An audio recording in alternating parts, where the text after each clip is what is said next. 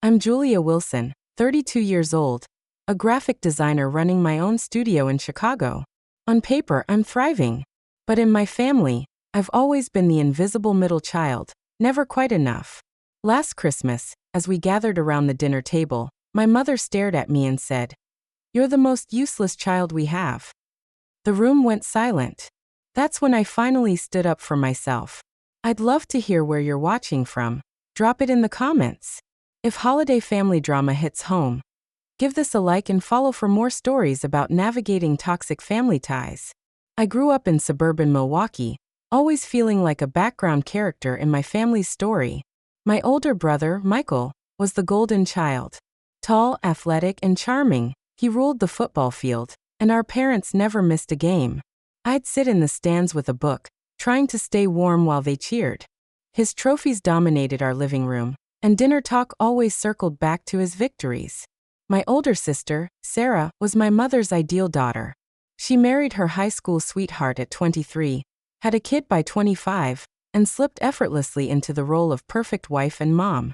My mother would gush over her. "Sarah's pot roast was divine," or "Sarah's redoing the nursery. She's so creative." Then there was little Julia, 7 years younger, the family's baby. She was coddled endlessly. Dropped out of college? Just finding herself. Maxed out her credit card? Mom and Dad paid it off without a blink. And me? I was just Julia, stuck in the middle. Not the star athlete, not the perfect daughter, not the baby. I was quiet, lost in my world of drawing and design. My A's and B's were ignored next to Michael's game scores. My art won competitions, but my certificates never made the fridge like little Julia's finger paintings. My mother, Nancy, shaped our family's dynamic. Raised strictly herself, she had rigid ideas about success. She'd criticize and compare constantly. When I chose graphic design in college, she scoffed. "What kind of job is that? Just drawing pictures." Even when I landed internships or jobs, she called it not real work. My achievements, Dean's List promotions, were never enough. Her rare praise stung. "Nice apartment, but aren't you lonely living alone?" My father, Robert, was quieter, an accountant who seemed to care but couldn't stand up to Mom. He'd mumble, "Now Nancy," during her harsh critiques, then back off. He'd slip me small notes of encouragement, but only when she wasn't looking. Our talks grew shallow, weather news, nothing deep. I'd catch sadness in his eyes, like he knew something was wrong but didn't know how to fix it. Big moments made the favoritism clear. When I graduated college with honors, my parents skipped the ceremony for a garden club meeting and a work emergency. I sat alone, watching other families celebrate. At 26, I landed a major client and got featured in a design magazine. I shared the news at Sunday dinner, but Mom glanced at it for a second before talking about Michael's new job. My moment was gone before dessert. Even family photos showed my place. In our living room portrait, Michael and Sarah stood behind my parents, little Julia on Mom's lap. I was off to the side, like an afterthought. Holidays were the same. I'd help in the kitchen, take photos, and listen to my siblings' stories while no one asked about mine. Still, I craved their approval, hoping things would change. By my early 30s, that hope was fading fast. What my family didn't see was the life I'd built. Graphic design wasn't easy, but it was my passion. After college, I started at a small agency, barely covering rent and loans. I worked late nights, freelancing to build my portfolio. My tiny apartment was my studio, my drafting table crowding the space. I lived on ramen and coffee, pouring every spare dollar into better software and tools. The first 2 years after college were brutal. I faced constant rejections from big agencies and clients who said I lacked experience. But I kept at it, sharpening my skills and building industry contacts. I focused on branding for small businesses, helping them stand out against bigger competitors. By 28, I'd saved enough to rent a small loft and launch Wilson Design Works. It was simple, just me, big windows, and later 2 part-time staff. It wasn't glamorous, but it was mine, built from pure grit. Everything changed when I landed a deal with Meridian Breweries, a craft beer company aiming for a national rebrand. I poured my heart into their project, crafting a look that honored their local roots while appealing to a wider crowd. The The campaign boosted their sales by 35% in 3 months and won industry praise. That one opened doors. Within 2 years, I had 3 national brands and dozens of regional clients. I moved to a bigger office, hired 5 full-time staff, and saw my work featured in design magazines. I even spoke at conferences. My studio was pulling in over $500,000 annually, known for creativity and dependability. I was financially secure in ways my family never realized. I owned my condo outright, had a solid retirement account, and kept a hefty emergency fund. I paid myself modestly, funneling profits back into the business to keep it growing. My personal life was rich, too. I'd been with Thomas, a kind architect, for nearly 3 years. We met at a conference and built a strong, respectful relationship, no rush to marry. He got my family struggles and gave me the support I never got at home. I also had a tight-knit group of friends who truly saw me. Lisa, my college bestie, lived in my building, and we shared weekly dinners. My studio team felt like family, celebrating birthdays and wins together. I found joy in pottery classes on Wednesdays, shaping clay to unwind. I volunteered monthly at a youth art program, helping kids express themselves. Weekends often meant hiking with Thomas or friends, exploring trails outside Chicago. But despite my full life, I still ached for my family's approval. I wanted them to see me, not the disappointing middle child they labeled me. That longing trapped me in a toxic cycle. I became their financial safety net, always ready to help. It started small, a loan for Dad's car repairs, then covering little Julia's college tuition when my parents said they were broke. The requests grew. Mom, who controlled the family's money, hinted at needs more often. The biggest drain was Michael, my successful brother. Despite his polished image, he'd made terrible financial choices, bad investments, lavish spending. 3 years ago, he was on the brink of bankruptcy.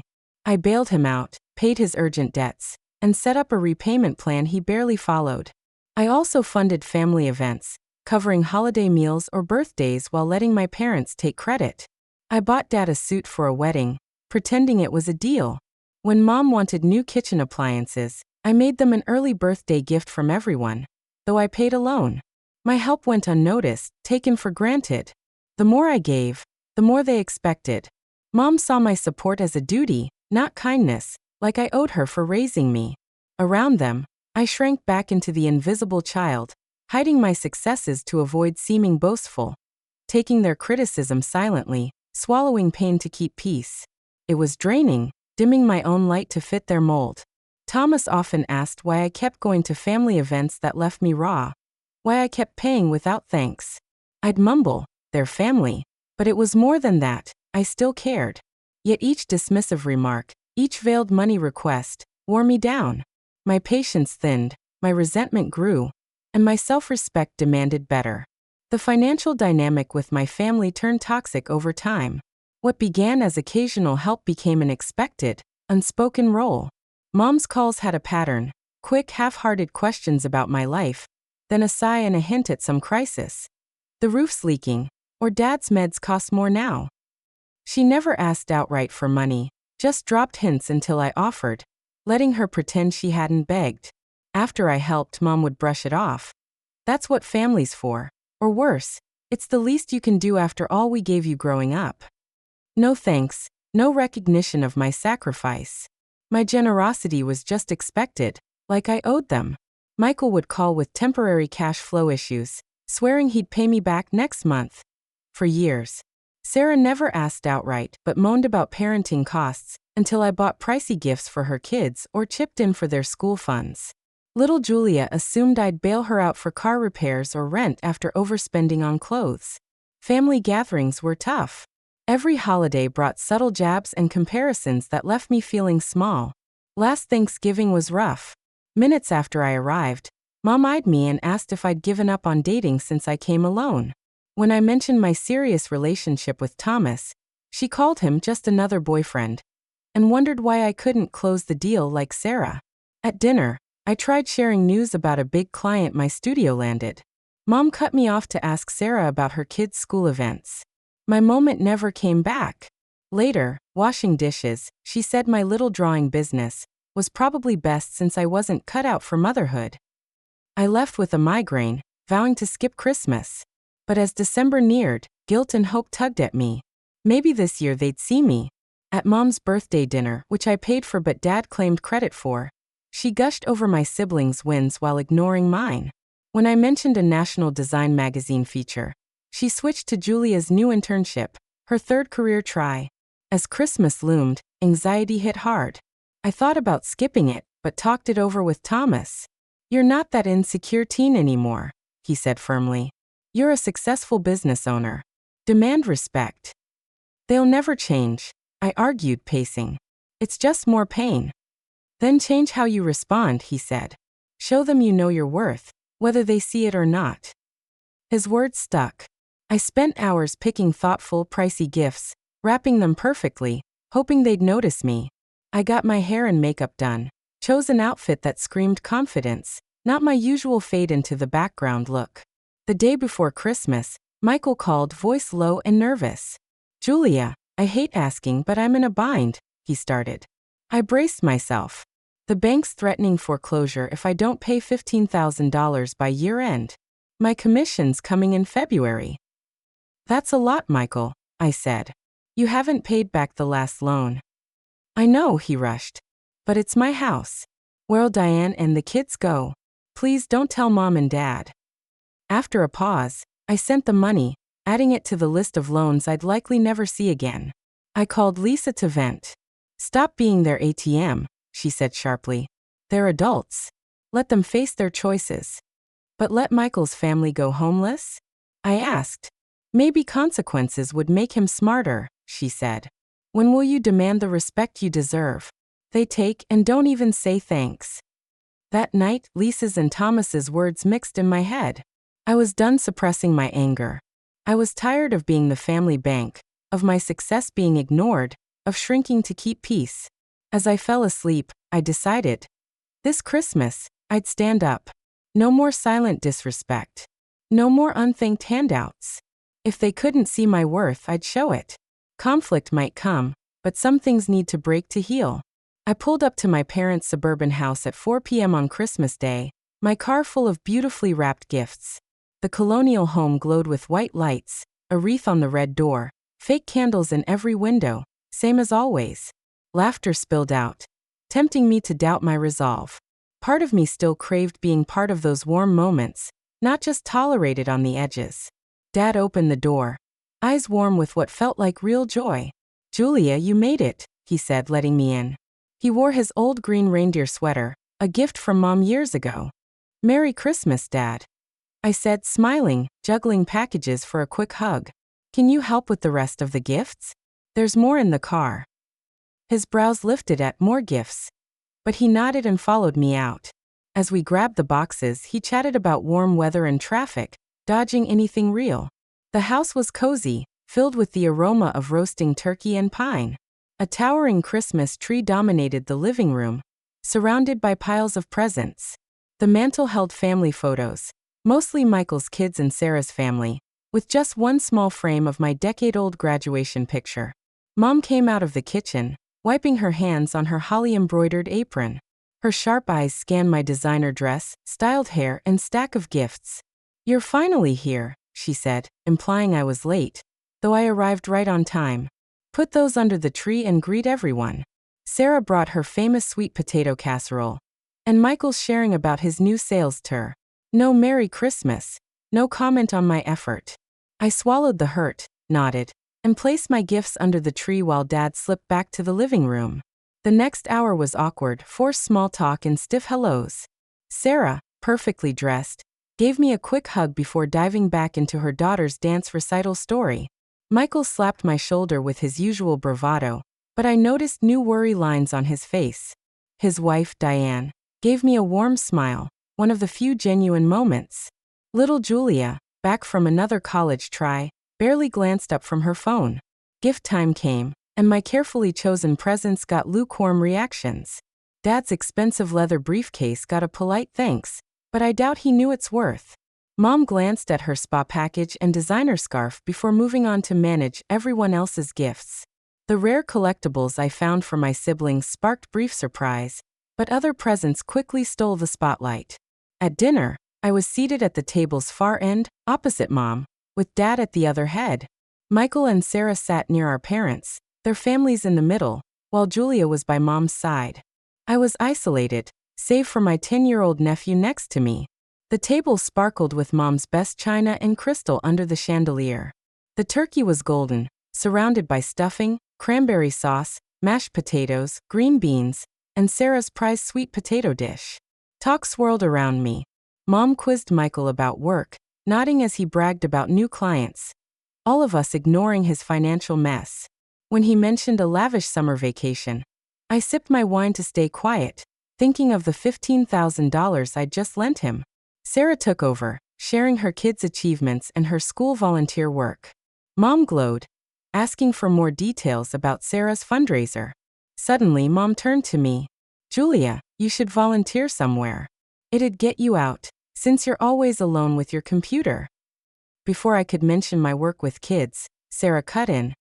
"Oh, Mom, Julia's busy with her design stuff," her tone implying it was a hobby, not a career. Not everyone has time for volunteering. I sipped my wine, recalling my vow to stand up. "Actually, I volunteer twice a month with a kids' arts program for low-income families," I said calmly. "My studio also donates design work to nonprofits." A brief pause followed. Then Mom said, "Well, that's nice," before turning to Julia. "Tell us about your new internship, dear." Julia rambled about her unpaid magazine job, which she'd already told me she hated. Mom and Dad hung on every word, asking questions like it was groundbreaking news.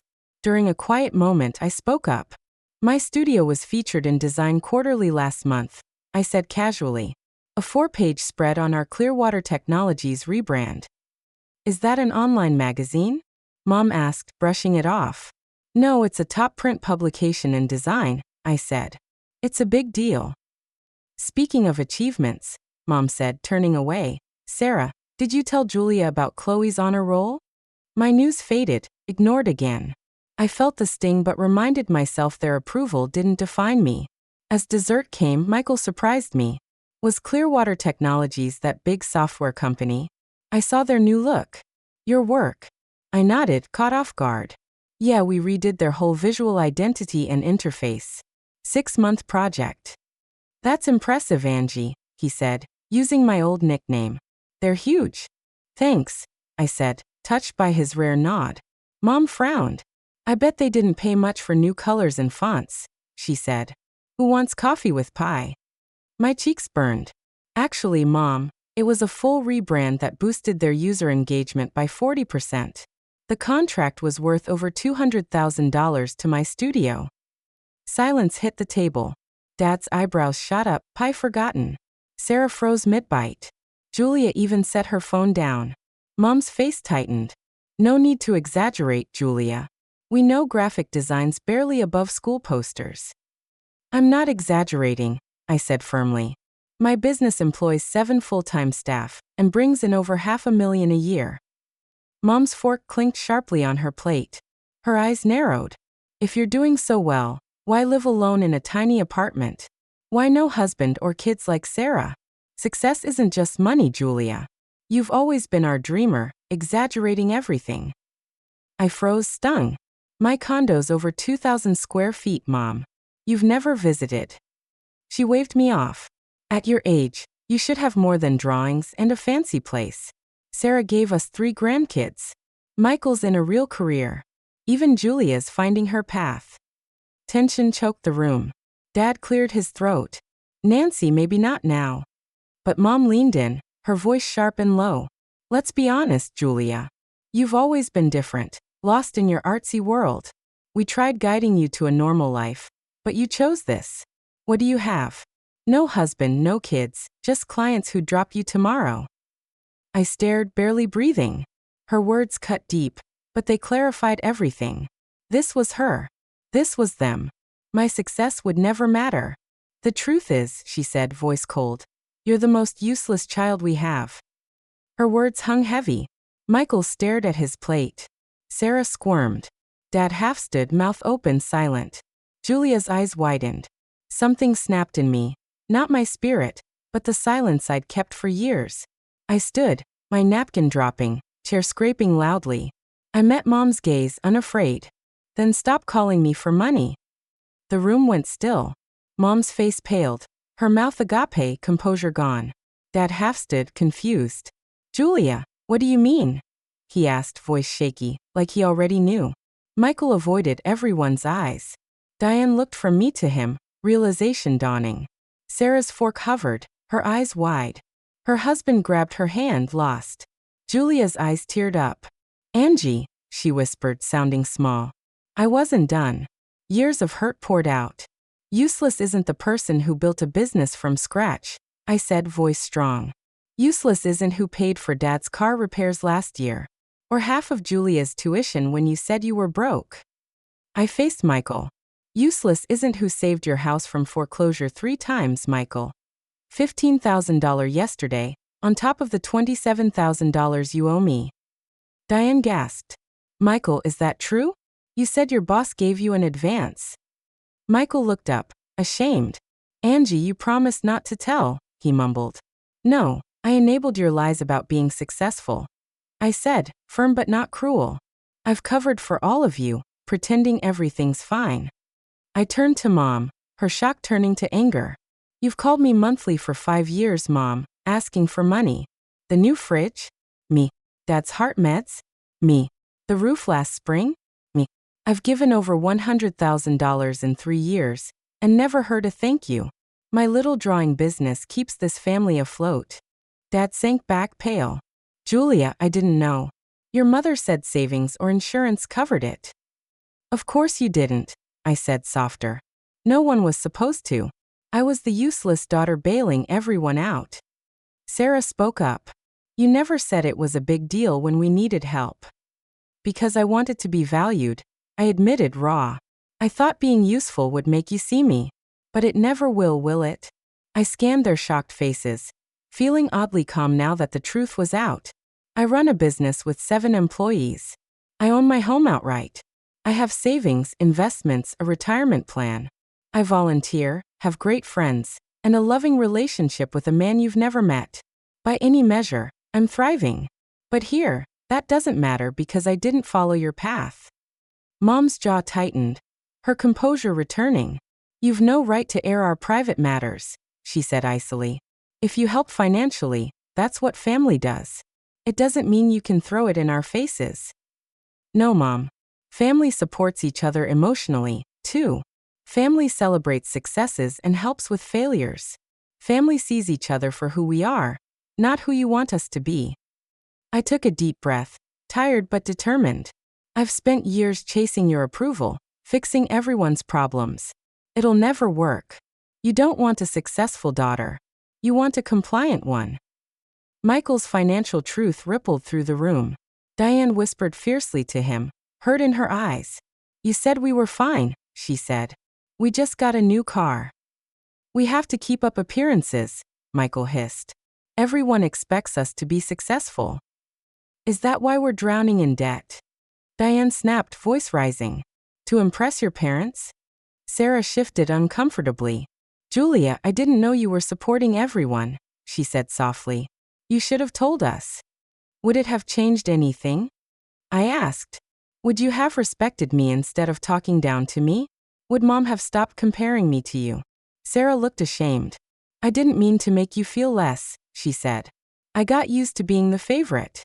Julia's tears spilled over. Did you really pay half my tuition? She asked, voice breaking. Mom and Dad said they took out a mortgage.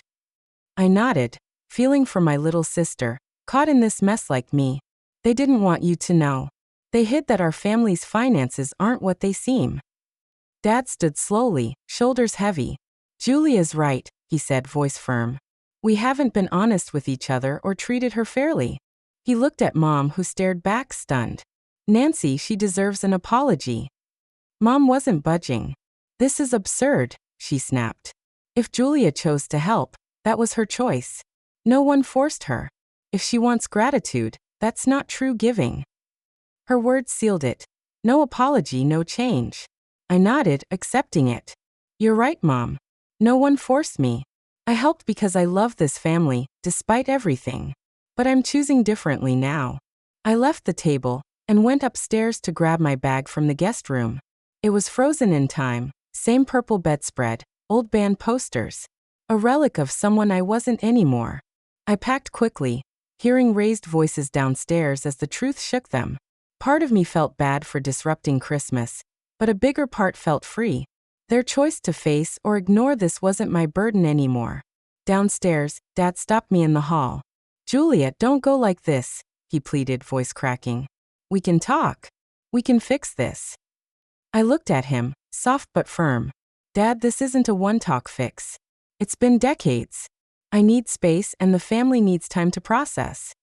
"I didn't know," he said quietly. "About the money, about how you felt. I knew things weren't right, but not this bad." "I know," I said gently. "That's part of it. You've all avoided the truth for too long." He nodded, then hugged me tightly. "I'm proud of you," he whispered. "I should have said it more." I hugged him back, feeling love, sadness, and relief. Tears stung my eyes. From the dining room, Mom's voice rose. Michael and Diane argued in sharp whispers, and Sarah tried to calm things.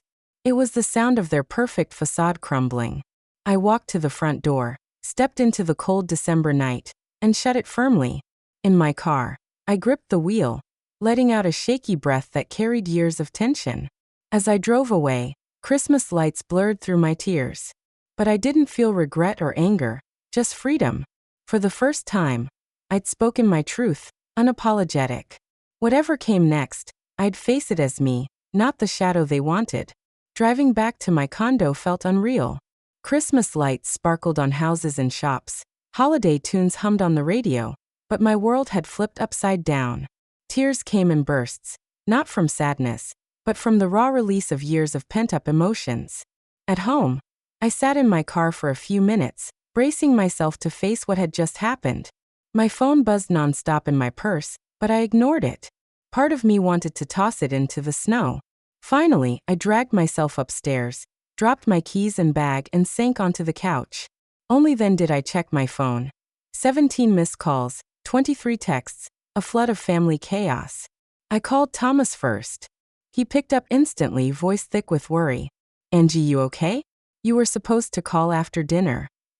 My voice cracked as I tried to explain, tears falling again. "I did it, Thomas. I stood up to them. But it was worse than I thought."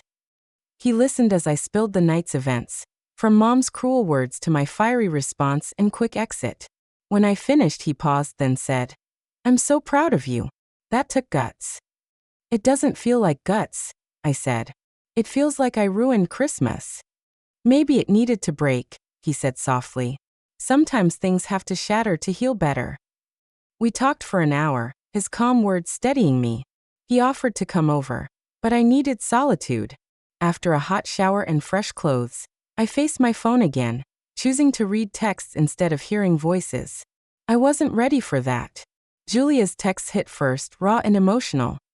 "Angie, you okay? I didn't know about the tuition. I'm so sorry. Please call. I love you. I feel awful. I never saw how Mom treated you. I was too caught up in myself." Her words felt genuine, no surprise. She was the least tied to our family's toxic patterns. Michael sent 2 short texts, stiff and predictable. "We need to talk privately. Diane's upset. Thanks a lot." All about damage control, no accountability. Sarah's messages were longer, layered. "I'm shocked. I didn't know you were helping everyone financially. Mom's a mess. Dad took her upstairs after you left. We're not close, but I respect what you've done. Honestly, I've been jealous of your freedom." That last bit floored me. Sarah, the perfect daughter, jealous of my unconventional life? I hadn't seen that coming. Dad sent one text, simple but heavy. "I failed you as a father. I'm sorry, Julia. I love you." Nothing from Mom. It hurt, but I wasn't shocked. I shut off my phone, not ready to reply. I curled up in a blanket, staring at my little Christmas tree's blinking lights. Next morning, sunlight poured in, and I felt oddly light. Despite the chaos, I'd slept deeply, like a burden had lifted. Over coffee, I checked my phone. Julia had sent a long email overnight. She said she'd always admired me but followed Mom's dismissive lead. She apologized for taking my help for granted and vowed to notice our family's patterns. Her words showed a maturity I hadn't expected. Dad's email was longer than his text. He said he and Mom argued late, and he finally called her out for how she treated me. He owned his silence and asked to rebuild our bond honestly. He said he was proud of me, words I'd craved forever. Michael surprised me, not with a message, but a bank transfer. $5,000 labeled first repayment, more to come. It was a fraction of his debt, but the gesture mattered more. For weeks, I kept my distance, processing. I replied carefully, setting new boundaries. I told Julia we could talk when she was back in town. I thanked Michael for the payment but refused to move past it. I set a coffee date with Dad for January, somewhere neutral, away from Mom. Thomas was my anchor, supporting without steering. "This is your path," he said. "I'm here no matter what." Lisa was blunter at our weekly dinner. "About damn time," she said, toasting Julia, who found her voice. "I'm not sure I did right," I admitted, blowing up Christmas like that. Lisa's words hit hard. "Sometimes the right thing isn't the comfortable thing," she said. "They've been cozy in their version of reality, while you've been suffocating. A little discomfort might be what they need." In January, I started therapy with Dr. Rivera, an expert in family dynamics. She helped me see my outburst didn't create the dysfunction. It just exposed it.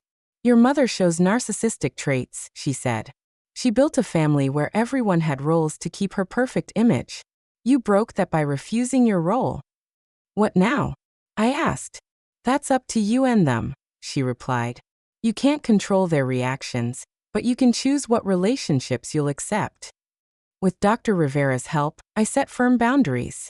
No more automatic financial aid. I demanded respect and recognition for my achievements. I refused to take criticism or comparisons. Most of all, I stopped shrinking to make others comfortable. It wasn't smooth. Tough talks, setbacks, and doubts came. Mom clung to her story that I was selfish and oversensitive. But small changes started with others.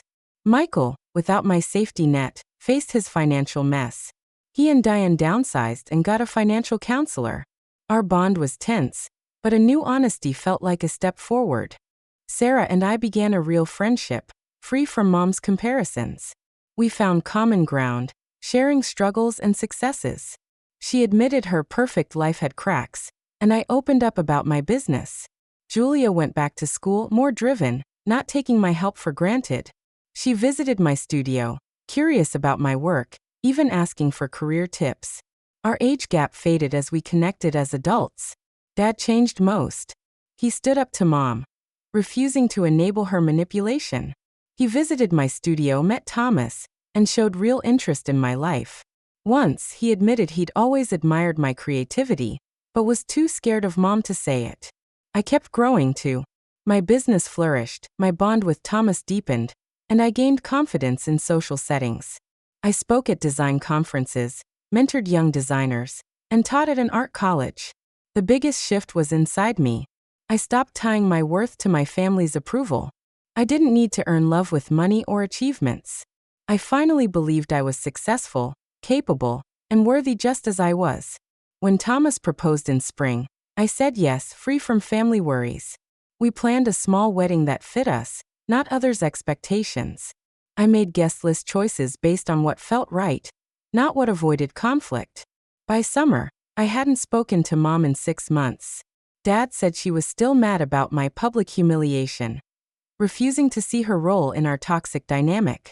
I hoped for reconciliation but accepted it might not come on healthy terms. The surprise wasn't the pain, it was the relief. Without chasing Mom's approval, I had energy for people and passions that brought joy. Less toxicity meant more room for happiness. As next Christmas neared, I felt both nervous and hopeful. I'd kept some contact with family, but hadn't decided on the annual gathering. Thomas left it to me, ready to back my choice. After talks with Dr. Rivera, I chose to go, but differently. I'd stay at a hotel, not my old home. I'd bring Thomas, insisting he be respected as my partner of 4 years. And I'd hold firm boundaries, ready to leave if they were crossed. It's an experiment in a new family dynamic, Dr. Rivera said.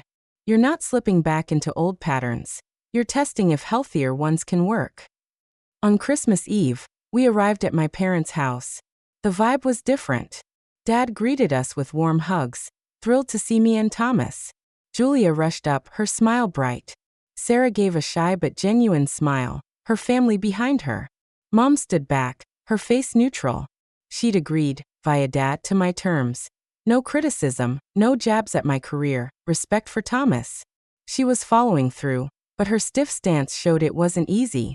As I stepped through the front door of my parents' house on that Christmas Eve, the familiar scent of pine and cinnamon greeted me like an old friend. It was the same house I'd grown up in, with its creaky wooden floors and the mantel lined with family photos that had once made me feel so out of place. But tonight, something felt different. Thomas held my hand tightly, his presence a steady anchor in what could have been turbulent waters.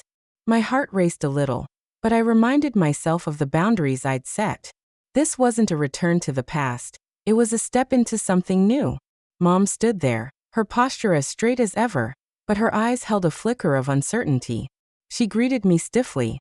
"Welcome home, Julia," she said, her voice measured, extending her hand to Thomas. "And welcome, Thomas. We've heard so much about you." It wasn't the warm embrace I'd secretly hoped for, but it was polite, a far cry from the dismissive glances of years past. For now, that was enough. It was progress, fragile but real. We hung our coats in the hall closet, the one still crammed with old jackets and forgotten scarves from my childhood.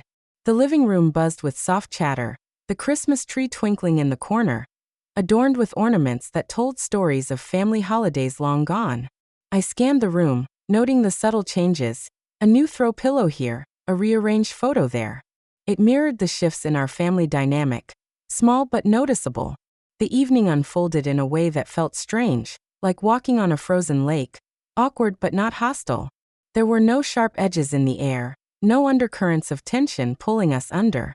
Michael and Diane arrived late, their arms laden with simpler gifts wrapped in plain paper, a reflection of their downsized life. Gone were the flashy packages from designer stores. In their place were thoughtful, handmade items. Michael's clothes were casual, not the polished suits he once favored to keep up appearances. He hugged me tightly, his embrace lingering a second longer than usual, and whispered, "Thank you," without explaining why. Was it for the financial help I'd given in the past? Or for forcing the truth out that Christmas a year ago? I didn't ask. The moment felt too raw for questions. Diane smiled warmly at me, her eyes conveying a quiet understanding. We'd spoken a few times over the year, brief calls where she'd shared how they were rebuilding their life on more solid ground. It was heartening to see them here, not pretending everything was perfect, but showing up as they were. Dinner was quieter than in past years, the clink of silverware against plates filling the spaces where arguments once simmered. The table was set with Mom's best china, the turkey carved perfectly, surrounded by sides that evoked memories of childhood feasts. But this time, everyone got a chance to speak, and the conversation felt fairer, more balanced. No one dominated, no one was sidelined. When I shared news of a big new client my studio had landed, a national brand looking for a complete rebrand, people actually asked questions. "What does that involve exactly?" Sarah inquired, her interest genuine. Dad nodded approvingly, and even Julia chimed in with, "That sounds amazing, Angie." The congratulations flowed naturally, without the swift changes of subject that used to sting. It was a small victory, but it warmed me from the inside. Thomas spoke about his architecture work, describing a recent project redesigning a community center. Everyone listened with real interest, leaning in as he explained the challenges and triumphs. Mom even asked a follow-up question about sustainable materials, her tone neutral but engaged. It was a far cry from the family gatherings where my partners had been ignored or dismissed. Throughout the meal, Mom stayed mostly silent, only speaking to manage the meal or answer direct questions. She orchestrated the passing of dishes with her usual efficiency, but there was a restraint in her movements, as if she was holding back words that once flowed freely. I caught her watching me several times, her face a mix of curiosity and confusion, like I was a stranger in her house. Who was this confident woman sitting at her table, no longer the invisible middle child? I wondered if she was seeing me for the first time, really seeing me. After dinner, as others headed to the living room for coffee and dessert, the aroma of fresh-baked pie wafting through the air, Mom surprised me. "Julia, help me in the kitchen?" Her voice was tentative, almost a question rather than a command. Cautious but open to whatever might come, I followed her into her domain, the heart of the home where so many family secrets had been whispered over the years. The kitchen was warm, steam still rising from the sink where pots soaked. We worked quietly at first, me rinsing dishes under the faucet, the hot water soothing my hands, her packing leftovers into neat containers with labels. The rhythm was familiar, a dance we'd performed countless times, but tonight it carried weight. Then she spoke, softer than usual, breaking the silence like a gentle wave. "You look good, Julia. Your business must be thriving." "It is," I said simply, drying a plate with a towel. "Thanks for noticing." Those words hung there, acknowledging the years when my achievements had gone unseen. Silence hung heavy again, full of unsaid things, the kind that had built walls between us for decades. She shut the fridge with a soft click and faced me fully, her hands clasping the edge of the counter for support. "I'm seeing a therapist," she said quickly, catching my surprise in her peripheral vision. "Your father insisted after last year." Mom, who had always called therapy weak, and for people who couldn't handle their own lives in therapy? I was stunned, my hands pausing mid-rinse. "That's great," I said carefully, choosing my words like stepping stones across a stream. I didn't want to scare her off this vulnerable path. "I don't agree with everything she says," Mom added, a bit defensive, her old armor showing cracks. "But she's made me rethink expectations and control." She smoothed a dish towel precisely, folding it into perfect squares. Why I needed everyone to fit certain roles. It was how I kept things orderly, safe. I stayed quiet, letting her continue, sensing the effort it took for her to share this. The kitchen clock ticked softly, marking the seconds of this rare openness. "I was raised to believe there's one right way to live," she said, her voice steady but laced with reflection. "College, marriage, kids, in that order. Success meant money and status. A stable life that looked good to the neighbors. Anything else was failure, a deviation that reflected poorly on the family." She glanced at me briefly, her eyes meeting mine for a fleeting moment. "Your path felt like you rejected everything I valued, everything I had tried to teach you." It hurt, like a personal attack. "It wasn't rejection, Mom," I said softly, setting down the dish I was holding. "It was just me finding my way, pursuing what made me happy, what felt authentic." My voice was gentle, not accusatory, bridging the gap with honesty. She nodded stiffly, her shoulders relaxing a fraction. "My therapist said your choices were about you, not me." A dry laugh escaped her, self-deprecating and unexpected. "Apparently, I make everything about me. It's a pattern," she says, "from my own upbringing." Her self-awareness, however small and reluctant, shocked me. This was the woman who'd always been so certain, so unyielding. I waited, giving her space to unfold more if she wanted.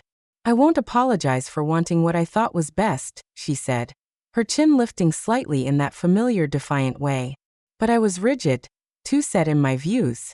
I said hurtful things I shouldn't have. Things that pushed you away instead of drawing you closer." It wasn't a full apology, the kind with tears and embraces, but for Mom, it was huge. A crack in the fortress she'd built around her beliefs. I felt a complex swirl of emotions. Validation for the pain I'd endured, lingering hurt from the scars, and cautious hope for what might come next. "Thanks for saying that," I said finally, my voice steady. "It means a lot to hear you acknowledge it." She nodded sharply, as if closing a chapter, then shifted gears with her usual abruptness. "Thomas seems solid," she said, glancing toward the living room where laughter echoed. "Responsible, grounded." "He is," I agreed, a smile creeping onto my face. "Also creative, supportive, and makes me laugh daily. He's my partner in every sense." A faint smile crossed her face, softening her features for a moment. "Good. That's good." She paused, fiddling with the edge of the towel again. "I'd like to see your studio sometime if that's okay. Understand what you do there." It was a small gesture, an olive branch extended across the divide, but for her, it was big, a willingness to step into my world. I'd like that, I replied honestly, imagining her walking through the space I'd built from scratch. We rejoined the others in the living room. The tension between us lighter, like a fog lifting after a storm. The room was cozy, fire crackling in the fireplace, casting warm glows on faces. Thomas squeezed my hand on the couch, his eyes questioning silently. I squeezed back, signaling things were okay, better than okay. The evening ended calmly, no drama or hurt like before. Conversations lingered on positive notes, stories shared without competition. Leaving for our hotel, we got real hugs, Dad's firm and emotional, Julia's enthusiastic, Sarah's warm, and promises to meet soon that felt genuine, not obligatory. In our hotel room, the city lights twinkling outside the window, Thomas asked about the kitchen talk as we unpacked. I shared every detail, from her admission about therapy to the almost apology. He listened intently, his expression thoughtful, then smiled. Not a tearful reunion, he observed, pulling me into a hug. No, I laughed lightly, resting my head on his shoulder. But for Mom, it's huge.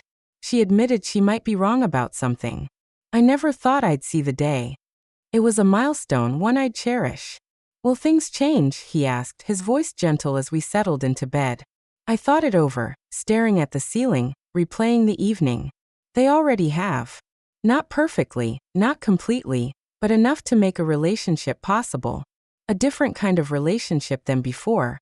With room for me to be myself and them to be who they are. It's a start. Over the following months, things grew better, like a garden slowly blooming after a harsh winter.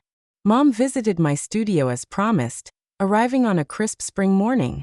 I showed her around the open space, the drafting tables buzzing with activity, portfolios spread out showcasing our latest projects. She asked questions, halting at first, but genuine, about the design process, the clients, the challenges. She even complimented a logo redesign, saying it was clever. It wasn't effusive praise, but it was hers, and it mattered. We started monthly lunches at a quiet cafe near her house, sometimes awkward with lulls in conversation, but increasingly real. We'd talk about books, the weather, even politics once or twice. She'd never fully get my choices. The career over early marriage, the city life over suburbs, but she was learning to respect them, to ask rather than assume. And I was learning to accept her limits without taking them personally, without letting them define me. My siblings' bonds improved, too, weaving new threads into our family tapestry. Michael repaid most of his debt over time, not just the money but with real gratitude expressed in calls and visits. He'd share updates on his counseling sessions, how he and Diane were budgeting better, living authentically. Our conversations deepened, moving beyond surface level to shared vulnerabilities. Sarah and I bonded over sustainable living, a passion we'd both discovered independently. We'd exchange tips on eco-friendly products, plan outings to farmers' markets, finding new connection beyond the old rivalries. She opened up about the pressures of her perfect life, the exhaustion of maintaining it all. And I shared the freedoms and fears of my entrepreneurial path. It was refreshing, like rediscovering a sister I'd never fully known. Julia graduated college with honors, her determination shining through. She interned briefly at my studio, revealing a knack for marketing that surprised us both. Her fresh ideas invigorated the team, and our lunches turned into brainstorming sessions. The age gap that once separated us now bridged with mutual respect, her youthful energy complementing my experience. Dad changed most dramatically, emerging from the shadows of passivity. He showed off my awards in his office, framing them prominently, and called me his entrepreneur daughter, to his friends with beaming pride. He proved he valued me through countless small acts, sending articles on design trends, attending my conference talks, even defending me in conversations with Mom. It was as if the confrontation had unlocked a part of him long suppressed. That year taught me lasting lessons, etched into my soul like fine lines in a well-worn book. Speaking truth, though scary and raw, hurts less than living a lie, the constant erosion of self. Love doesn't mean shrinking for others, dimming your light to fit their shadows. Family ties can be reshaped as we grow, flexible like clay rather than rigid stone. Breaking old patterns creates space for new ones, allowing growth where stagnation once ruled. That confrontation, though tough and heart-wrenching, was needed to break our toxic cycle. The pain, sharp and immediate, led to deeper healing, mending wounds that had festered for years. Without it, we'd have continued the charade, smiles masking the cracks. At the next Christmas, hosted at my condo for the first time, with everyone pitching in dishes and conversation, I felt a profound sense of peace washing over me.